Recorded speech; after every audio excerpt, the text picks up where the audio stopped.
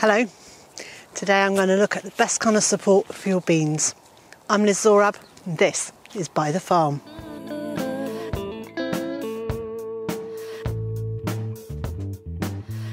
So it's mid-April and this is the time that I like to get my bean supports into the ground so that when those little plants are ready I can get them straight in and I don't have to make them wait while I'm actually constructing a frame for them. One very simple support system is a wigwam, and it could be 3 canes as I've got here, or 4 or 5 or 7 or more. Although I think the more you get, so the larger the space takes up. And I think in some ways that might be worth thinking about how you're using your space in that case. But I've got these in here because in here I have got my perennial beans, and I had left canes, much like these ones, marked in the ground to show me where they were, so I knew where to put the cane supports in for them this year. So I've literally just pushed the canes into the ground and secured them at the top where they cross with some string. And this isn't hugely strong, but it'll do. It's sturdy enough. And last year the wind blew this over, but it was okay. It didn't tear the plants out of the ground. They were just growing a bit more horizontally than I would have wanted them to. But there we go. So that's a very basic tripod or quad wigwam. And this structure is pretty much the same thing in principle. So I've put in some canes at each end in an inverted V, and then I've put an upright going across the middle and secured those in, so I then had a very basic shape.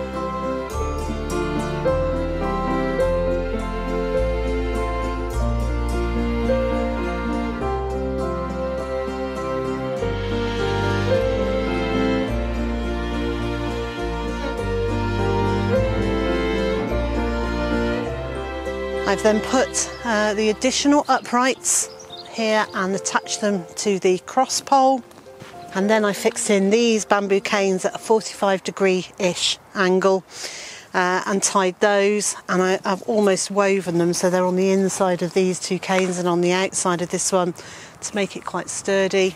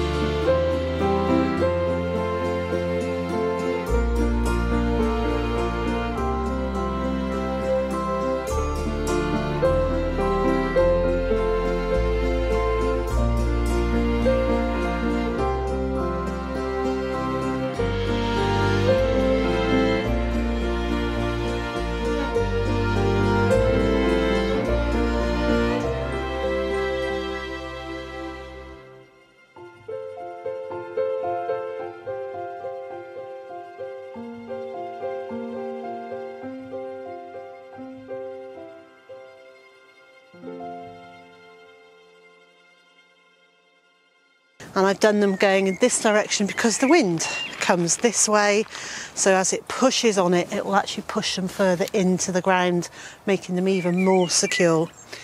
Now, in previous years I've had a lot of problems with my beans because I haven't secured them enough, and previously, up until last year, I hadn't put in this cross cane.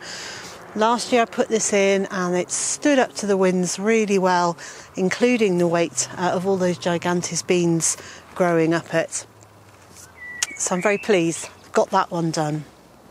Our site is windy most of the year round. today it's absolutely still, which is blissful. But this is where I have grown runner beans, and they have just collapsed onto the floor. And so last year we built this frame, which is 6 fence posts, chestnut posts going into the ground. And then I put on pieces of pallet wood at this level. And I only did them at this height because that's the height posts that we had here anyway. So I didn't buy in extra posts for it. So I put the pallet wood all the way around, and then I put my bamboo canes in, and I put them so they stick out like that.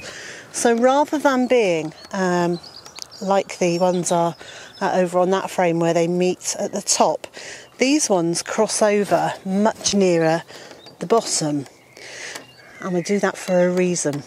When the plants climb up these poles and bear their fruit, so the beans are actually just hanging down here over the path, which means I can access them really easily. Now, I did have some difficulty with some of the ones that were growing in the middle, which meant I had to kind of climb through plants and lean. But generally, they all come down here, so it makes picking them so much easier than if you've got them that way and they're all in amongst that tight frame at the top. Here, they're open, they're loose, and they're just easily accessible. And over here in the market garden, I'm doing a little bit of an experiment.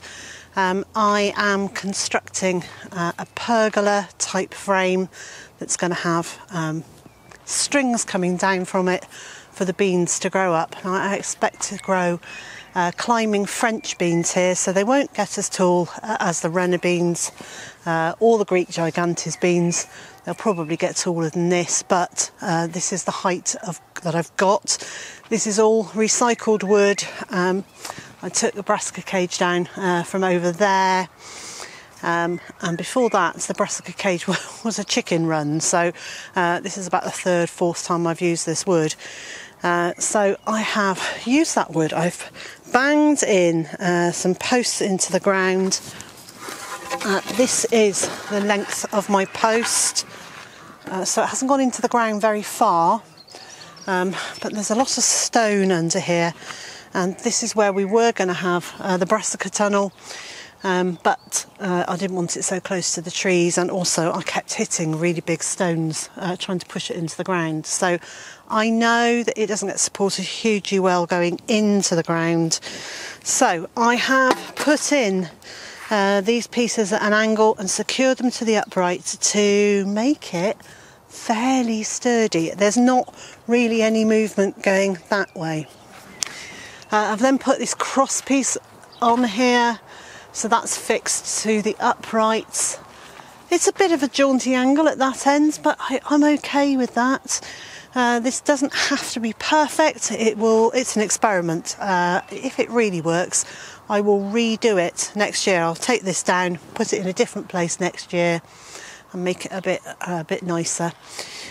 So I've got this side done. I've put these in as braces, so they're fixed here and then up through into the top piece there. I've done the first piece on this side, and I've put in a crossbar for stability. Now this one's hardly got into the ground at all, so I'm going to make sure that it's pretty solid with its supports. And I will take this off at this level when I've completed it and it's more sturdy. So I've still got 3 uprights to go in that way. All of their cross sections at the top, all of their little right angle support bits. I'm sure these have got a name. I don't know what it is, but anyway, all of these cross brace bits need to go in, and I'll come back when that's finished. I find this really frustrating. Batteries run out on my cordless power tools. I've already got one in on charge. Now this one has gone as well, so I'm going to have to pause, put this on charge too, have a cup of tea.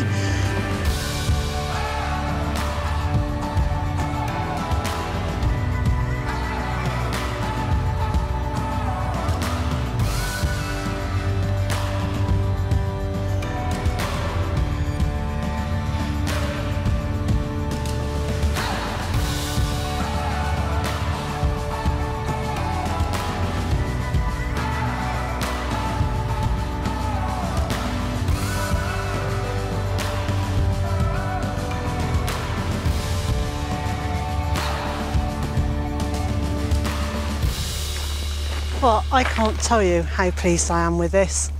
I know it's thrown together. I know it's not a professional job, and I'm sure anyone who's a carpenter who has basic building skills will now be horrified at the state of this, but it's up. It's feeling fairly solid. It's not going, there's no movement that way. There is a little bit of movement side to side, so that might be that I need to put in these extra supports going that way. But I'm quite happy with this. So the last thing I need to do is decide how I'm going to put my strings going from this top bit down to the ground. And I'm thinking that I might put in another rail really low down. So 3 or 4 pieces into the ground, and then a piece of 2x1 at this sort of height, and set in about 20 centimetres, that's at 8 inches, which means that the string could go from here to there, and there would be a slight lean outwards which would allow those beans to hang towards the path a little bit. It would also mean that I could get in a couple of quick crops like radishes or quick growing turnips into the ground here in front of the beans, so as they're growing it will be a little while before they shade out the light from there. And in fact, because of the way the sun moves around our plot on this side, I can probably grow a crop right through the summer. On that side, not so much, because the shadow will be cast in that direction, and so it would be harder to have something growing on that side, but not impossible. And the other thing I can think about is whether I want to have a row or something down the middle, because certainly while the beans are still young, I could get in a row of something down the middle of this bed and make absolute maximum use of this space. And here it is, the first section I've finished. So I've put some 2x1 into the ground. I've put a long piece of 2x1 across and attached to it. It's about 6 inches off the ground, something like that. And then I've tied some baling twine up here. I might use string rather than baling twine, but for purposes of showing you what I'm doing, something that's bright orange probably works better than something that's fairly neutral coloured.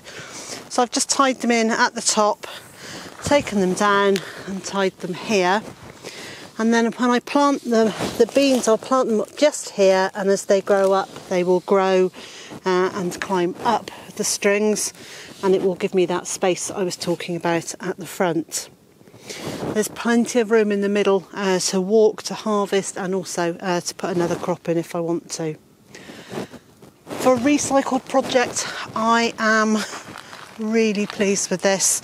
I had no idea if it was going to work, and to be honest, we won't know if it works until the beans climb up it and the wind blows, and either it will stay upright or it won't. But for now, I think that this is a really good way of supporting my beans.